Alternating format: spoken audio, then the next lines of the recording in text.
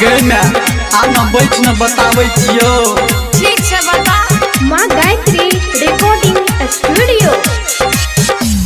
माई के हम बियाह करबो वो छौड़ी से बियाह करबो।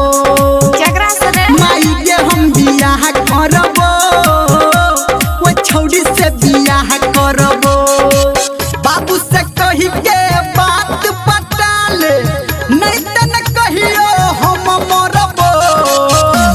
माई के हम बियाह करबो वो छौड़ी से बियाह करबो।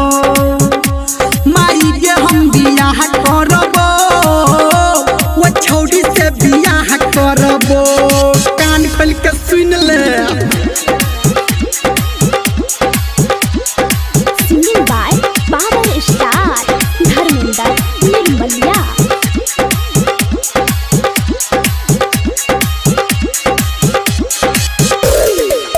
हमारा पसंद के छैकी लड़की हम चियोकारी छैकू गोरकी। हमारा पसंद के छैकी लड़की हम चियोकारिया उ छै गोरकी।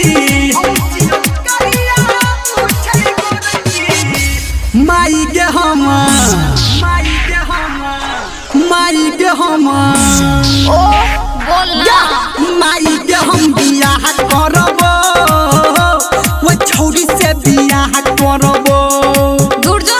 माई के हम बियाह करबो वो छौड़ी से बियाह करबो। अरे ए छोरी के घर कहाँ छै?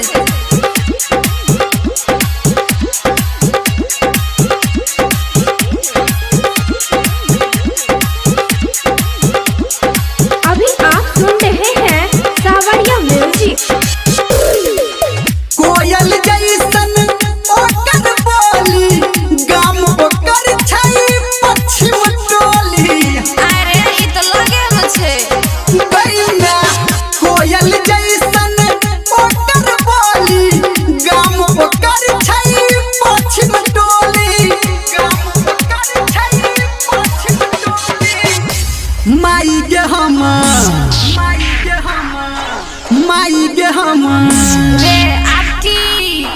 माई के हम बियाह करबो वो छौड़ी से बियाह करबो।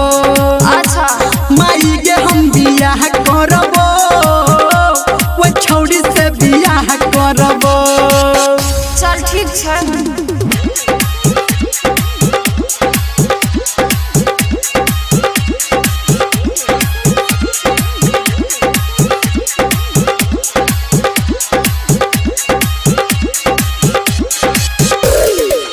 धर्मेंद्र मीरा मलिया कहतौ गौतम संजय मामा अगुआ रहतौ।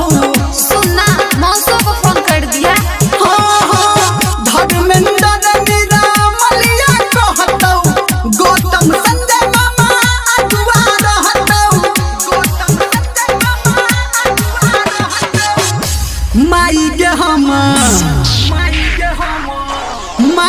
हम अरे बुझलियो ना बियाह करबे। माई के हम बियाह करबो वो छौड़ी से बियाह करबो।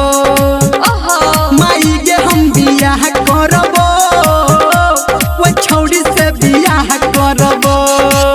बाबू से कही के बात पटा ले नहीं त न कहियो हम मरबो। माई के हम बियाह करबो वो छौड़ी से बियाह करबो। बुझला के मैं ठीक छै बुझ गेलियो। यहाँ लगन में तोर बियाह करा देबो।